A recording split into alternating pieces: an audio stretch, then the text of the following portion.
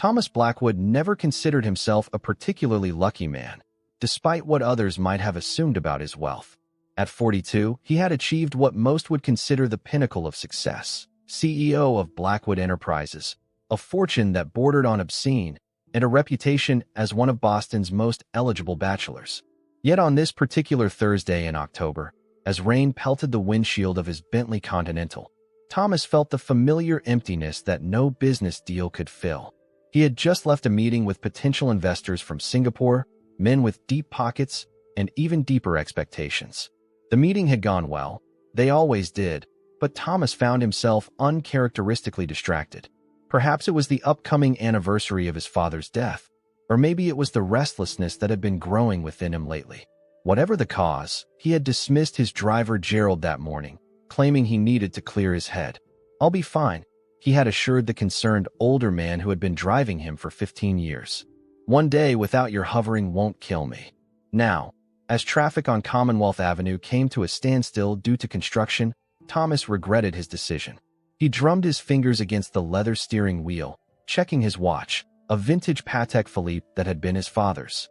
He was supposed to meet with the project manager of his newest development in 20 minutes, and at this rate, he would be embarrassingly late. Thomas made a split-second decision, turning the Bentley down a narrow side street he'd never noticed before. His GPS recalculated, suggesting this route might actually save him time. The elegant car seemed out of place as it rolled slowly through the grimy alleyway lined with brick buildings covered in graffiti, their windows either boarded up or shattered.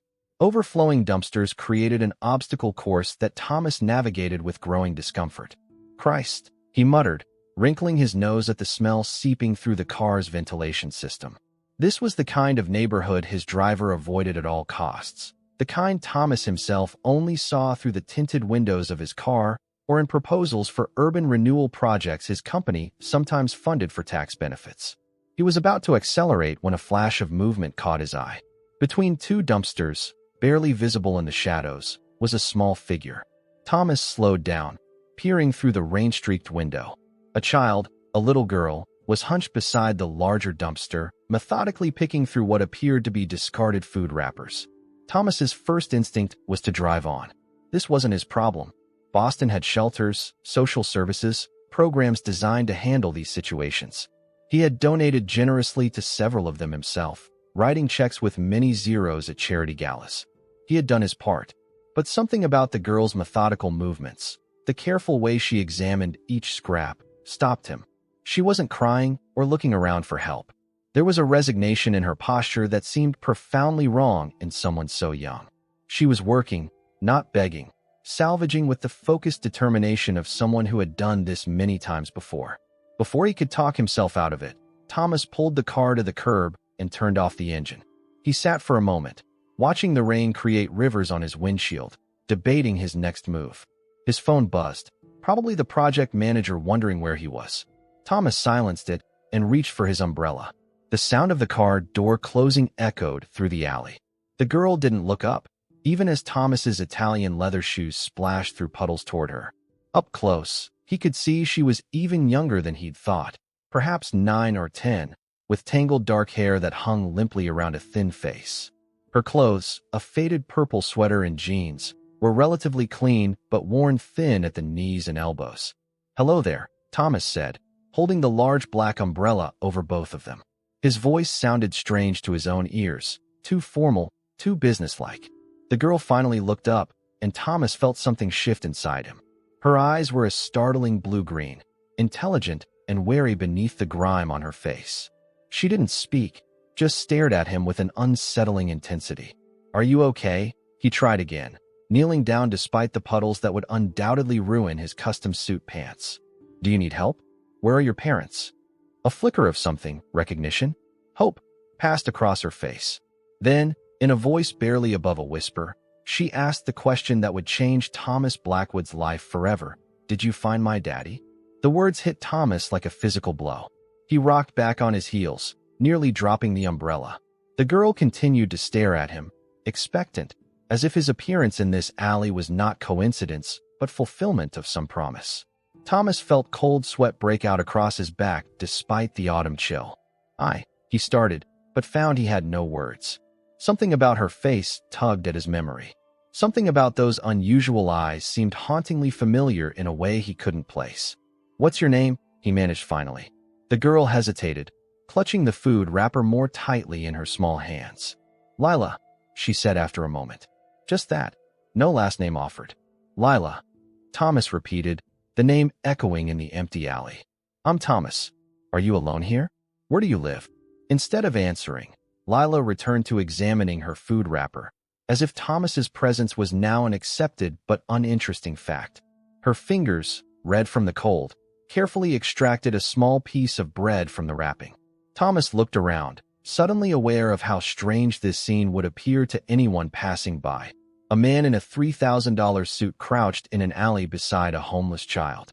But the alley remained empty except for them, the rain, and the distant sound of traffic continuing without them. Those 5 words, "Did you find my daddy?" hung in the air between them. Thomas stared at Lila, searching her face for some clue, some explanation. But the girl had already returned her attention to the soggy food wrapper, seemingly indifferent to his stunned silence or the rain that occasionally splashed beneath his umbrella. "Lila," Thomas said again, his voice steadier now. "Why did you ask me that? Why would you think I found your father?" She shrugged without looking up. "You look like him. In the picture." Thomas's mind raced. He had no children, at least, none that he knew of. There had been women over the years, of course. Relationships that lasted months, sometimes a year or two, before dissolving under the weight of his work schedule or emotional unavailability, as one particularly honest ex had put it. But a child? It seemed impossible. And yet, as he studied Lila's profile, the shape of her nose, the slight curve of her chin, a cold certainty began to form in his gut. Those eyes. He had seen those exact unusual blue-green eyes before, in photographs of his maternal grandmother. Family eyes, his mother used to call them. Blackwood eyes. "Lila, where's your mother?" Thomas asked carefully. The girl's hand stilled. For a moment, she seemed even smaller, more fragile. "Heaven," she finally answered, the words small and flat. "That's what Miss Judy at the shelter said. Mom went to heaven 3 weeks ago." Thomas felt his throat tighten. "I'm sorry," he said, the words inadequate. "What was your mother's name?" Lila finally looked up at him again, her gaze sharp and assessing. "Isabel. Isabel Mendez." She pronounced the last name with a slight Portuguese inflection. "She said you knew her a long time ago." Isabel Mendez. The name hit Thomas like a physical blow. Images flooded his mind. A laughing woman with dark curls and a musical accent, fierce arguments in his first apartment, the slam of a door 11 years ago that he had never expected to be final. Isabel had been a graduate student in architecture when they met. He had been a rising executive in his father's company, already too consumed by ambition to give their relationship the attention it deserved. "Isabel," he repeated, his voice hollow. "Yes, I knew her. She had a picture," Lila continued, seemingly encouraged by his recognition, "of you and her, by a lake. She said that's my daddy." Thomas remembered the photo. A weekend at his family's lake house in New Hampshire, one perfect summer before everything fell apart. He had looked so young, so carefree with his arm around Isabel, both of them squinting in the sunlight. He still had the same photo somewhere, buried in a box he hadn't opened in years. "Lila," Thomas said carefully, his heart pounding. "How old are you?" 10. She tilted her head slightly. "Almost 11. My birthday's January 12th. Thomas did the math quickly. 11 years ago, he and Isabel had still been together. She had left him in February, almost exactly 11 years ago, which meant she had been pregnant when she walked out. Pregnant, and she had never told him. A cascade of emotions swept through him. Shock, anger, guilt, and beneath it all, a terrible grief for what he had missed. 10 years of his daughter's life. 10 birthdays, first steps, first words. All gone while he had been building his empire, dating socialites, living a life that suddenly seemed hollow and meaningless. "Your mom never told me about you," Thomas said, his voice rough. "I didn't know, Lila. I swear I didn't know." Lila studied him, her expression surprisingly adult. "She said you were busy becoming important." There was no accusation in her tone, just a statement of fact as she understood it. Thomas winced. It sounded exactly like something Isabel would say. She had always seen through his ambitions with uncomfortable clarity. "Where have you been staying since?" Thomas couldn't bring himself to finish the question. Different places, Lila said vaguely. Shelter sometimes. Miss Judy is nice, but it's full a lot. Sometimes I stay with Mom's friend Elaine, but her boyfriend doesn't like kids. She gestured at the alley around them. Sometimes just places. The matter-of-fact way she described her homelessness made Thomas's chest ache. While he had been sleeping in his penthouse apartment with its floor-to-ceiling windows and custom furniture, his daughter had been sheltering in alleys, picking through garbage for food. How did you? Thomas cleared his throat. How did your mom die? Lila's eyes dropped to her hands again. She was sick for a long time. Cancer in her blood. She tried medicine, but it didn't work. Her voice remained steady, but her fingers twisted the wrapper more tightly. She made me promise to be brave. Thomas thought of Isabel facing her mortality alone, caring for their daughter while battling cancer. Had she considered contacting him? Had pride or bitterness stopped her? Or had she simply believed he wouldn't care? The questions burned in his throat, unanswerable now. You've been very brave, Thomas said softly. Braver than anyone should have to be. Lila nodded slightly, accepting the compliment without visible emotion. She had the self-contained quality of children who have learned early that displaying feelings rarely changes their circumstances. A gust of wind sent rain spattering against them, and Thomas noticed Lila's slight shiver. Her sweater was damp, and the temperature was dropping as evening approached. Lila, I'd like to help you, Thomas said, making a decision that felt simultaneously momentous and utterly obvious. Would you let me take you somewhere warm? Get you something to eat? Wariness flickered across her face, a street-smart child's natural suspicion of adult offers. I'm not going to hurt you, Thomas assured her quickly. I promise. And I can prove I knew your mother. I can tell you about her. How she loved cinnamon in her coffee and hated scary movies. How she could curse in Portuguese when she was really angry. He offered a small smile. How she always said American bread was too soft to be proper bread. Something in Lila's expression softened at these details. She still said that, she murmured. I bet she did. Thomas glanced at his Bentley, then back at the girl. His daughter. The thought was still too enormous to fully comprehend. My car's right there. We can go wherever you want. A restaurant, a hotel, a police station if that would make you feel safer. But you shouldn't be out here in the cold and rain.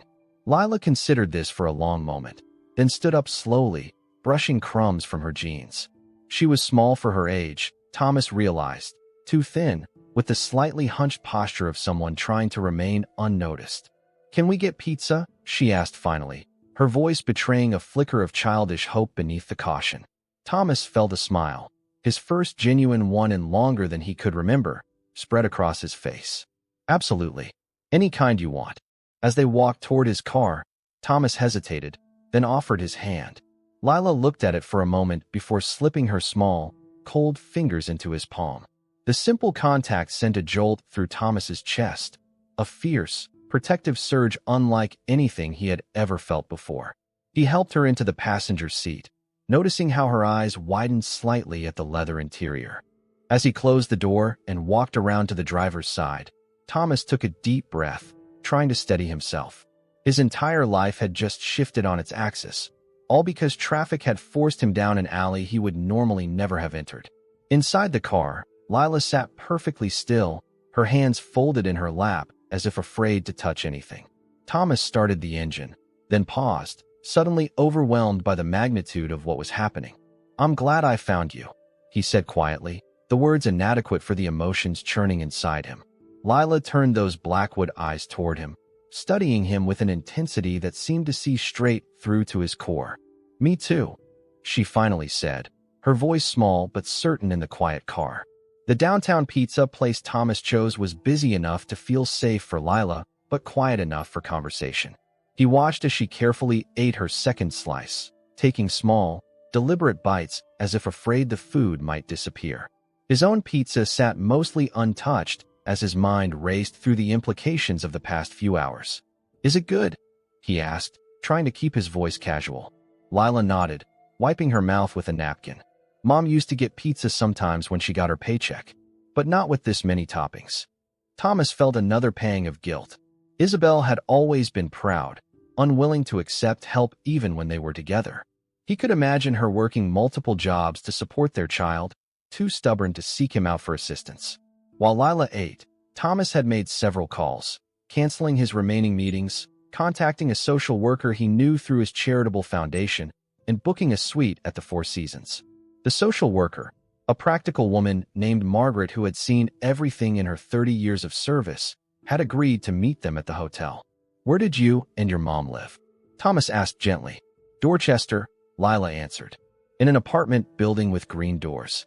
But after she got really sick, we had to move to a smaller place in Roxbury." She took a sip of her soda.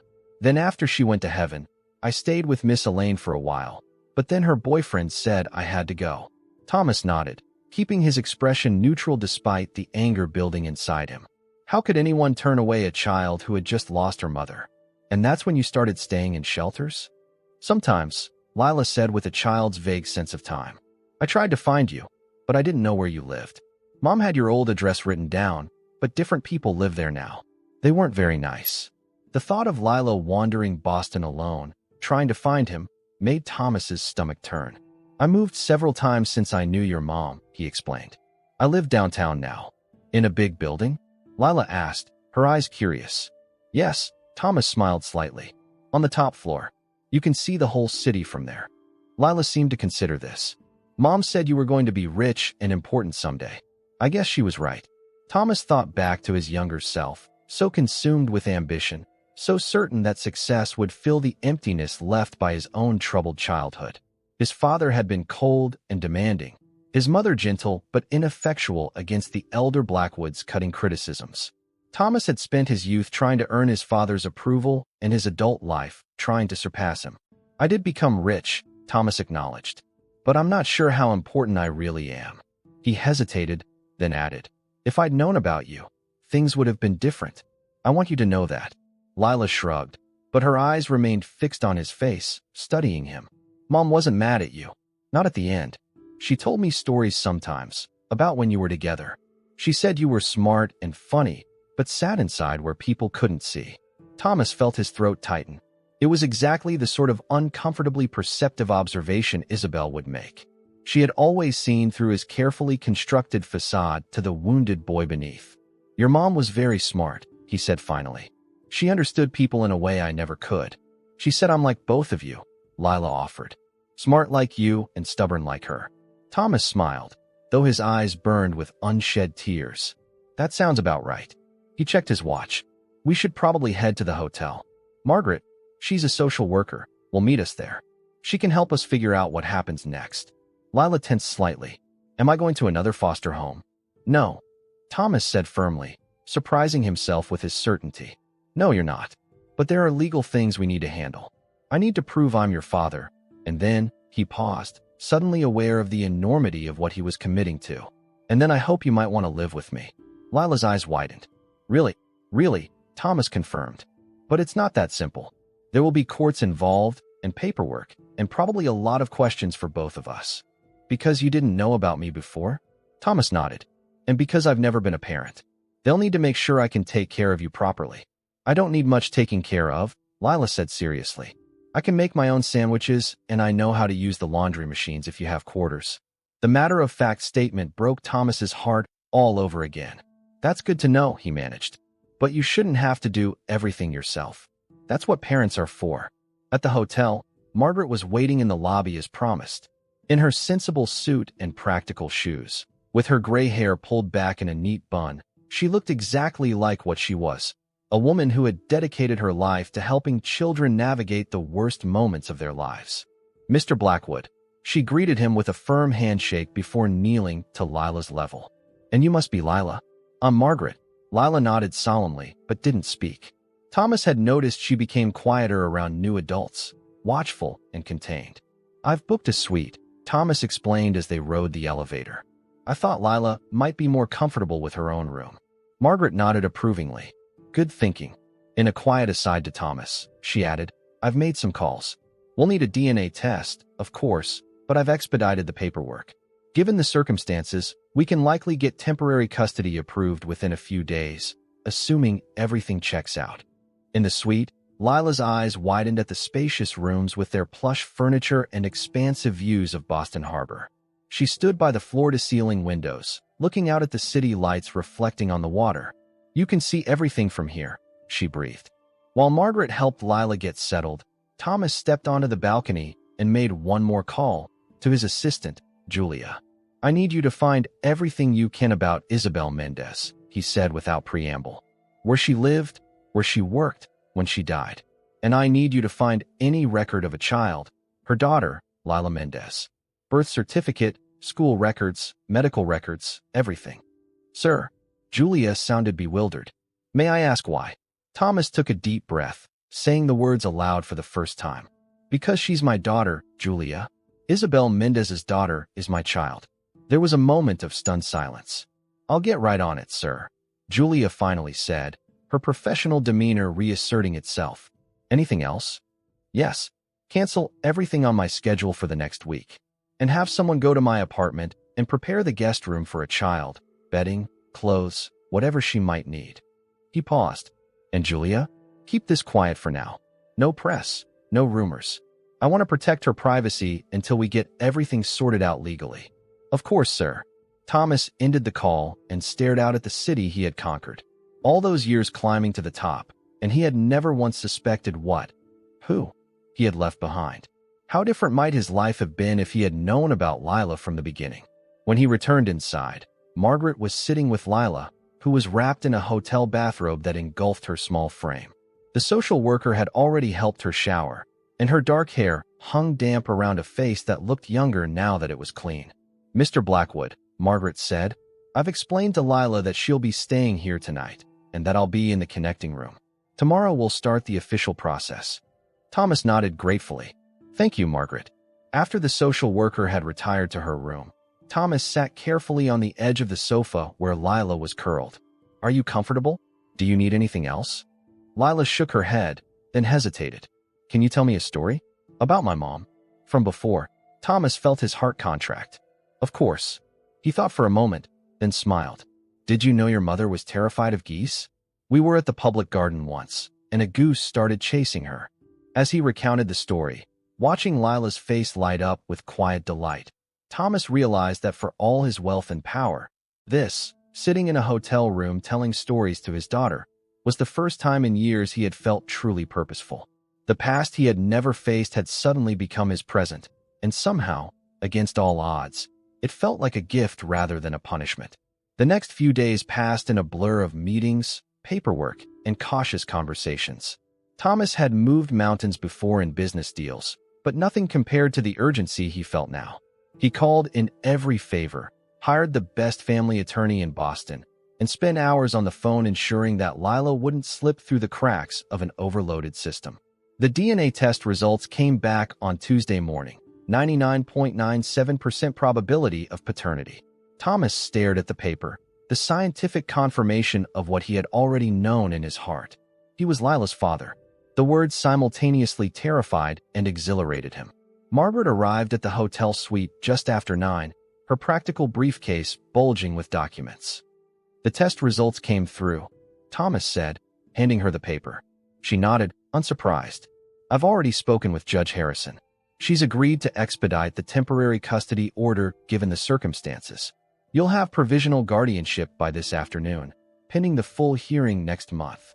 Thomas exhaled slowly. Thank you, Margaret. I know you've gone above and beyond. She offered a rare smile. It's not often I get to help a child find a parent who actually wants them, Mr. Blackwood.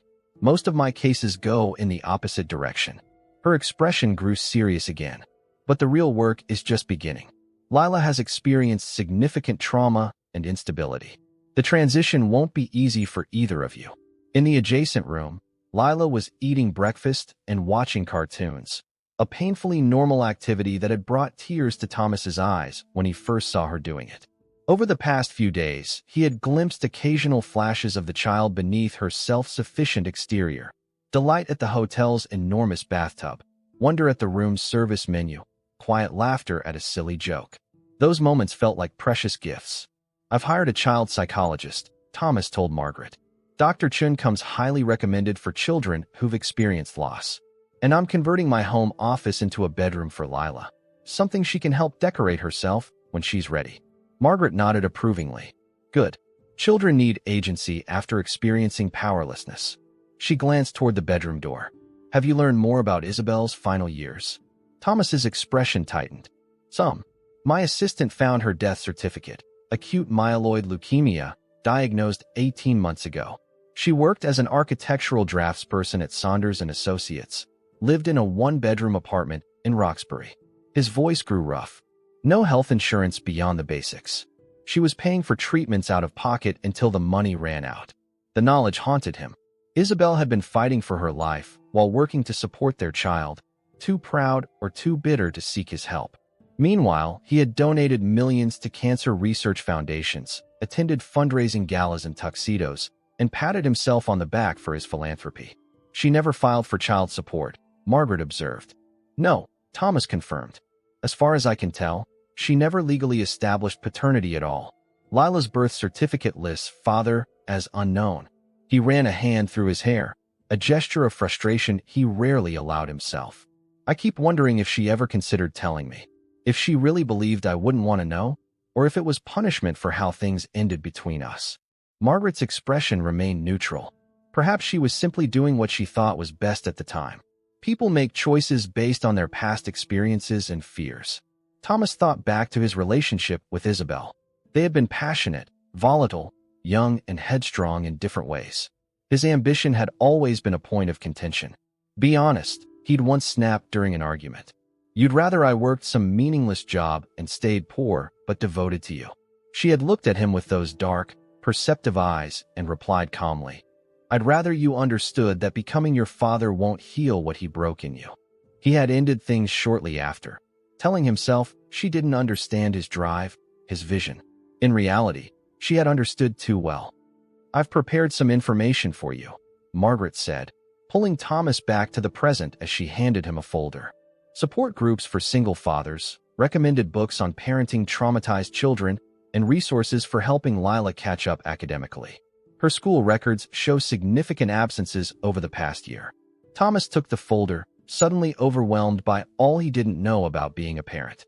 He had built international developments, negotiated billion-dollar deals, but had no idea how to help a 10-year-old with homework or nightmares or the crushing grief of losing her mother. What if I can't do this? He asked quietly, the doubt he would never show to colleagues or competitors spilling out. What if I'm not what she needs? Margaret studied him thoughtfully. Mr. Blackwood, in my experience, the parents who worry most about their abilities are usually the ones who rise to the occasion. She gathered her papers. Besides, you're not alone. You have resources most of my families would consider miraculous. Use them. After Margaret left, Thomas joined Lila in the bedroom.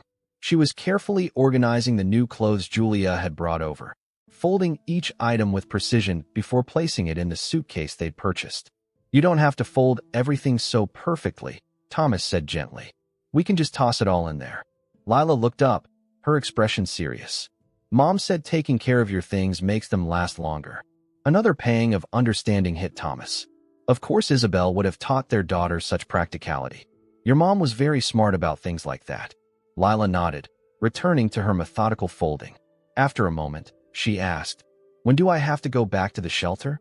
You don't, Thomas said firmly. The judge has given me temporary custody. That means you'll be staying with me at my apartment, if that's okay with you. Lila's hands stilled on the shirt she was folding. For how long? Well, we have another court hearing next month to make it permanent. But my hope is that you'll stay with me forever. That's what I want. Lila absorbed this information, her face unreadable. Finally, she asked, What if you change your mind? The question cut through Thomas like a blade. How many adults had failed this child already? Lila, I won't change my mind. I promise. Finding you. It's like finding a part of myself I never knew was missing. She studied him with those disconcertingly perceptive eyes. Mom said promises are serious. She said you should never make one unless you're sure you can keep it. She was right, Thomas said. And I am sure. I've never been more sure of anything in my life. Lila seemed to accept this, turning back to her folding with the same careful attention. But a moment later, she spoke again, her voice smaller. Will I have to change schools? I like Miss Peterson's class. Thomas hesitated. Lila's current school was in one of Boston's struggling districts, while his apartment was across town near the private academies where executives' children attended. The practical solution would be to transfer her to a school closer to his home, one with better resources and smaller class sizes. But he also recognized her need for stability amid so much change. For now, you can stay at your current school, he decided. We'll figure out the logistics. Maybe down the road, we can look at other options together. Relief flashed across Lila's face. Ms. Peterson said I could be in the science fair if I came back. We're making volcanoes. Then we definitely need to make sure you're there for that, Thomas said, smiling at this glimpse of ordinary childhood enthusiasm. Maybe we can work on your volcano together. Lila nodded, the ghost of a smile touching her lips before fading again. She finished folding the last shirt and zipped the suitcase carefully. I'm ready, she announced. As they left the hotel suite that had been their temporary sanctuary, Thomas felt an odd mixture of terror and hope. They were stepping into an unknown future together. A successful businessman who had never expected to be a father, and a resilient child who had lost everything but somehow found her way to him. In the elevator, Lila suddenly reached out and took his hand, her small fingers wrapping around his. She didn't look up at him or speak, but the simple gesture of trust made Thomas's throat tighten with emotion. Whatever mistakes lay ahead, and he had no doubt there would be many, he would do everything in his power to be worthy of that trust. Thomas's penthouse apartment had always felt like a statement rather than a home. Minimalist furnishings selected by an interior designer, abstract art chosen for investment value rather than personal connection, and sleek surfaces that remained perpetually untouched. Now, walking through the door with Lila beside him, he suddenly saw the space through her eyes, cold, impersonal, and utterly unsuited for a child. This is where you live? Lila asked, her voice small in the vast open-concept living area. Yes, Thomas said, suddenly self-conscious about the sterile perfection of his surroundings. But we can make some changes to make it feel more like your home too.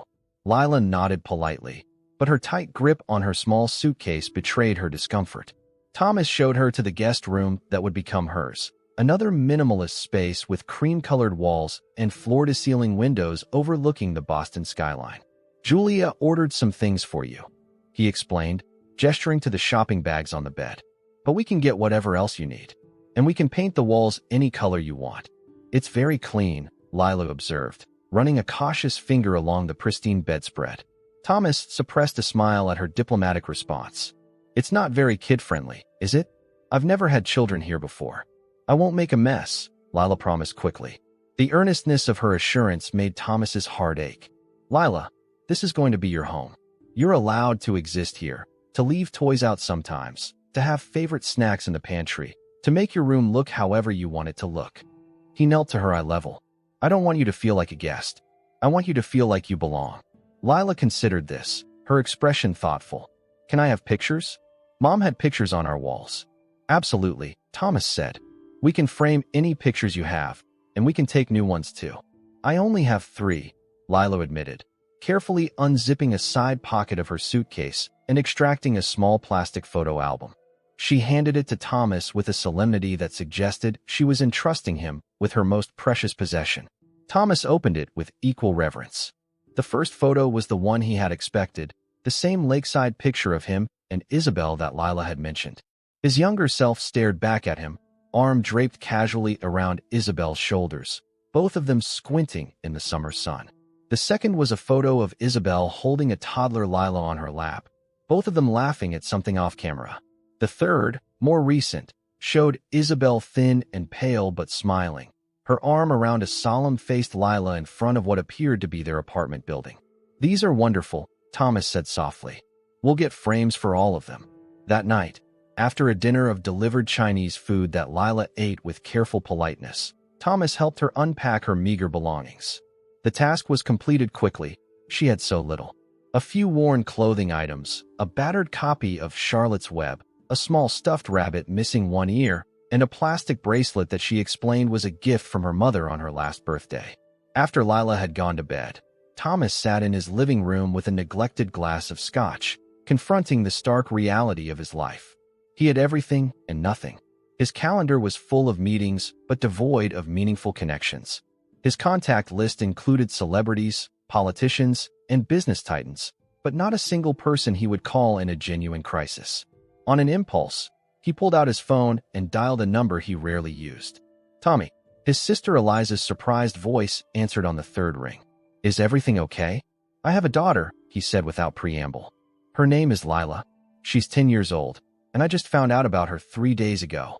The stunned silence that followed was broken by Eliza's bewildered. What? How? Thomas explained everything.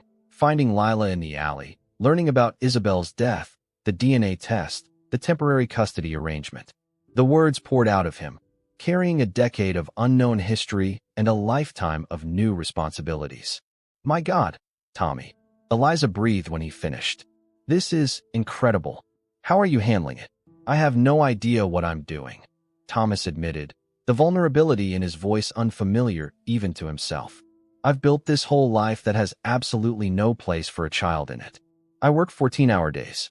I travel constantly. My apartment looks like a museum exhibit. I don't even know what 10-year-olds eat for breakfast. Cereal, Eliza supplied helpfully. Lots and lots of cereal. And Pop-Tarts if you're a fun uncle like Jason. Her voice softened. Tommy, you're not alone in this. Jason and I can help.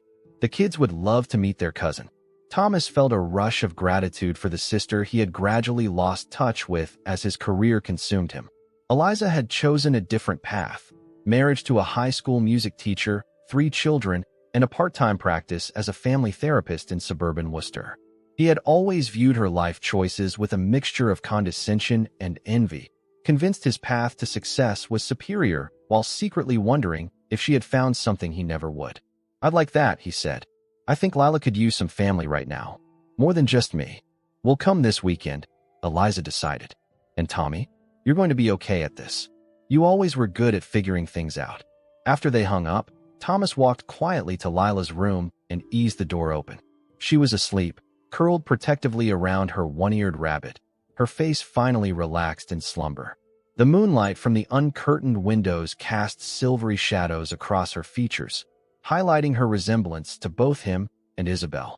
Standing there, watching his daughter sleep, Thomas confronted the man he had become, a man so focused on accumulating wealth and power that he had forgotten why he wanted them in the first place.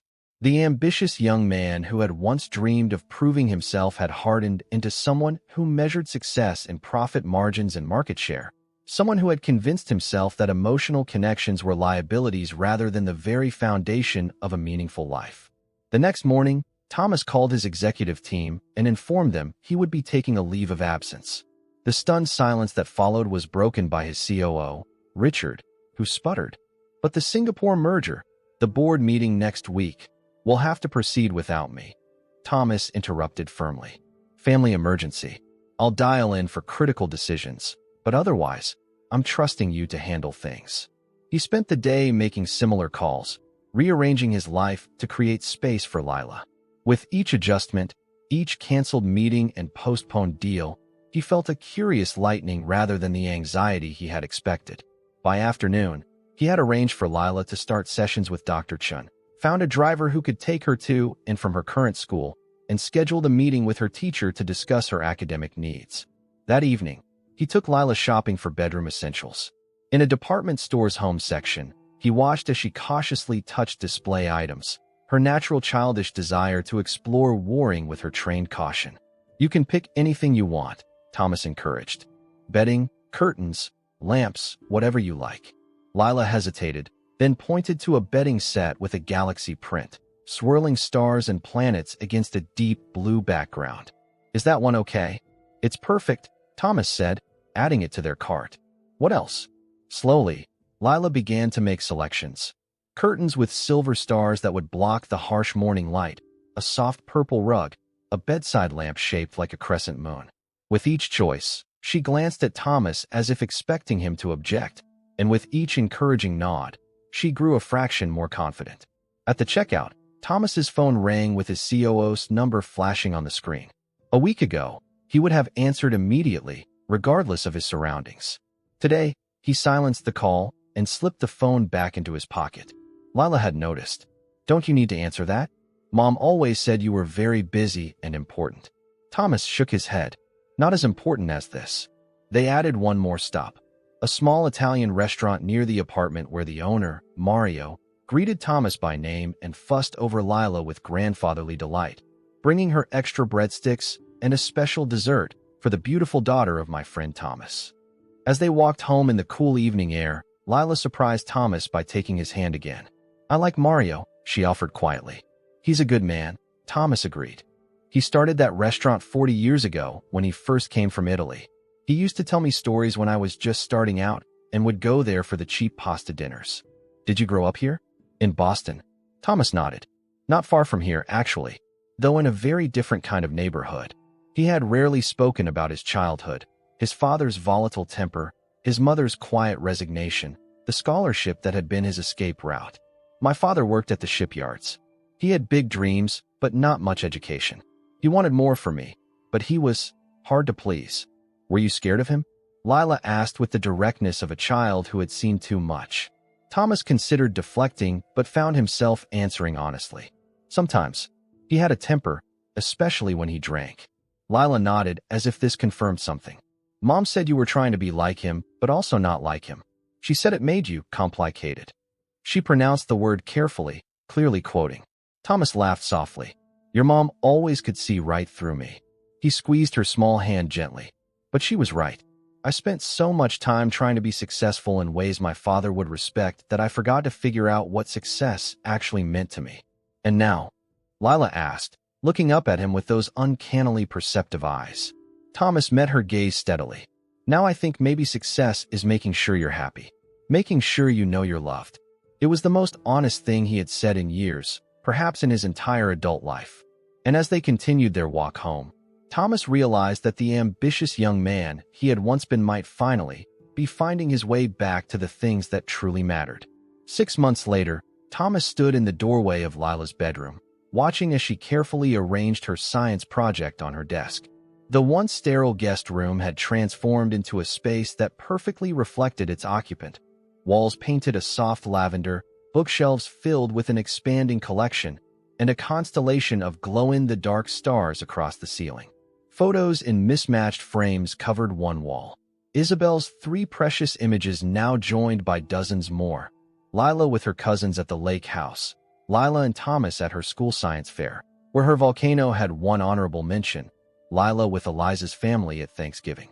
"Are you nervous about tomorrow?" Thomas asked. Lila looked up from her project, a meticulously researched presentation on leukemia for her school's Health Awareness Day. It had been her idea, a way to honor her mother while educating her classmates. Dr. Chun had called it an important part of her grief process, a healthy way to transform pain into purpose. "A little," she admitted. "But Ms. Peterson said I can take breaks if I need to." Thomas nodded. "And I'll be there the whole time. Back row, not embarrassing you by waving or anything." That earned him a small smile. In the months since Lila had come into his life, those smiles had gradually become more frequent, though they still felt like gifts he hadn't quite earned. The final custody hearing had been a formality. With DNA confirmation, character references from everyone from Margaret to Lila's teacher, and Lila's own clear desire to stay with Thomas, the judge had made his custody permanent with a warm congratulations. The photograph of that day, Thomas and Lila on the courthouse steps, her small hand raised in victory, held a place of honor on his desk at both home and office. Office hours were something Thomas now kept with religious strictness. He arrived at 8:30, after seeing Lila off to school, and left at 4:30 to be home for dinner. Board members who had initially protested his reduced schedule had fallen silent when the company's first quarter results showed record growth. Somehow, making fewer decisions had led to better ones. Delegating more responsibility had revealed strengths in his team he had never recognized before. 3 days a week, Thomas and Lila had sessions with Dr. Chun, sometimes together, sometimes separately.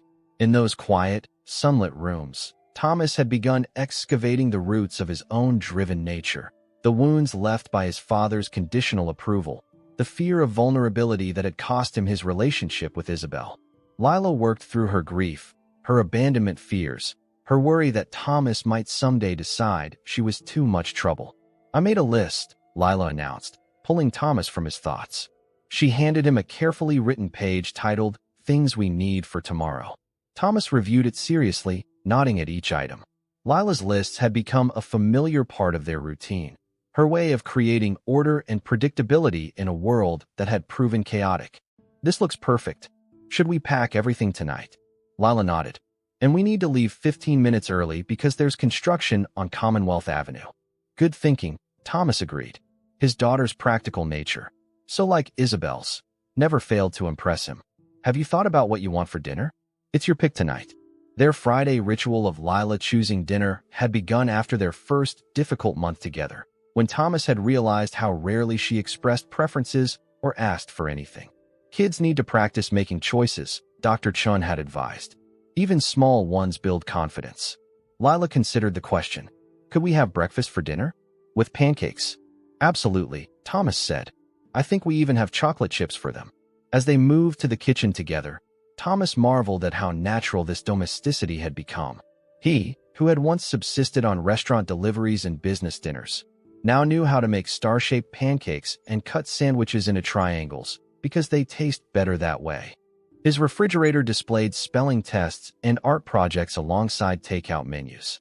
His weekends revolved around soccer games and library visits rather than networking events. While mixing pancake batter, Lila asked, "Did you talk to Mr. Richard about summer?" Thomas nodded. "I did. It's all arranged. I'll be working remotely while we're at the lake house. We'll have the whole month of July there." The summer plans had been another negotiation, balancing Thomas's responsibilities as CEO with his commitment to giving Lila a real childhood. The compromise of working from the family's long-neglected New Hampshire lake house had seemed perfect, a chance for Lila to spend days swimming and exploring while Thomas handled essential business remotely. "And Aunt Eliza and everyone will come for 2 weeks?" Lila confirmed, carefully measuring chocolate chips. "That's the plan. Cousin Emma is already talking about teaching you to water ski." Lila smiled at that, though a shadow crossed her face. "Mom always said she wanted to take me to the beach someday.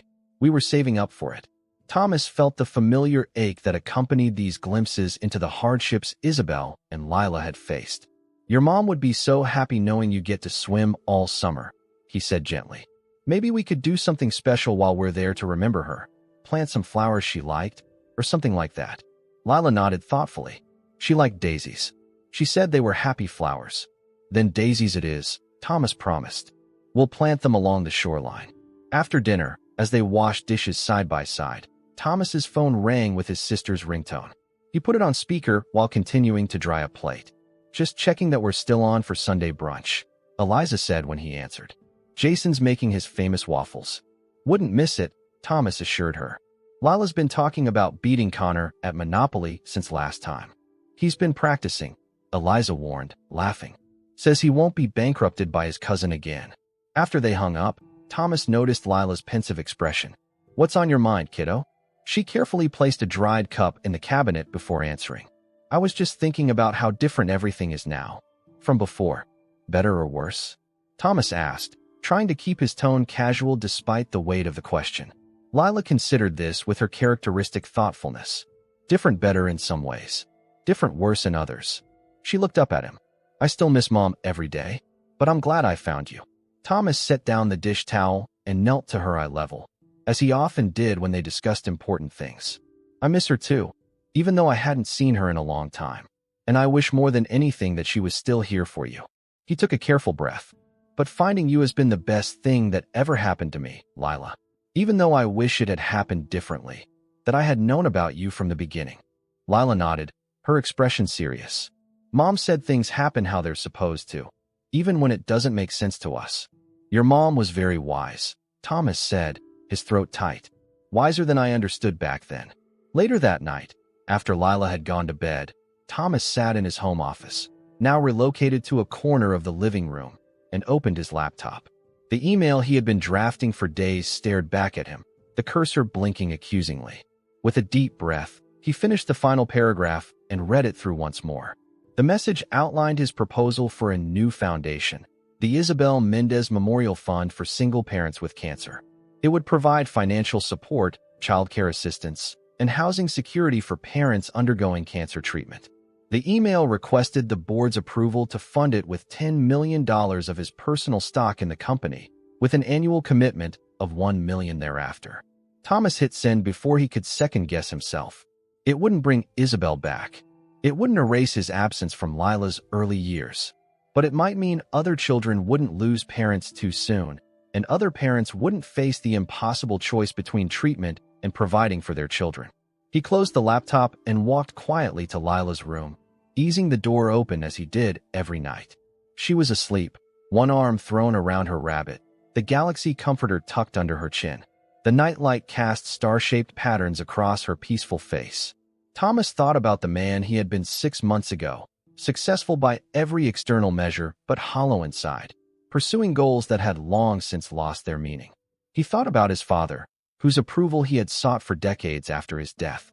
He thought about Isabel, whose understanding of him had been both gift and burden. And he thought about Lila, who had taught him more about courage in her short life than he had learned in all his years of business battles, who had shown him that family wasn't an obstacle to success, but its very definition. In 2 days, they would visit Isabel's grave together, bringing fresh daisies as they did each month. Lila would tell her mother about her science project, her soccer goals, her growing collection of space books. Thomas would stand back, giving her privacy for this ritual while remaining close enough for support. Later, they would get ice cream at the small shop near the cemetery, another ritual they had created together. Lila would order mint chocolate chip, and Thomas would pretend to be scandalized by her choice while ordering his plain vanilla. They would walk home slowly, Lila pointing out interesting cloud shapes or dogs they passed, Thomas listening, as if these observations were the most important business intelligence he'd ever received. And in many ways, they were. These small moments, ordinary, unremarkable, precious, had become the measure of his days. The goals that now drove him were simultaneously humbler and more profound than anything he had pursued before. To raise a daughter who knew she was loved unconditionally, to honor the memory of the woman who had raised her alone, to build a family where once there had been only ambition. Thomas closed Lila's door softly and returned to the living room, where photographs now covered walls that had once displayed expensive but meaningless art. In pride of place was a simple drawing Lila had made, stick figures of her and Thomas standing before a house, with a translucent figure he knew represented Isabel watching over them. Beneath it, in careful 10-year-old handwriting, were the words, "My family." It was, Thomas reflected, the only title that had ever really mattered.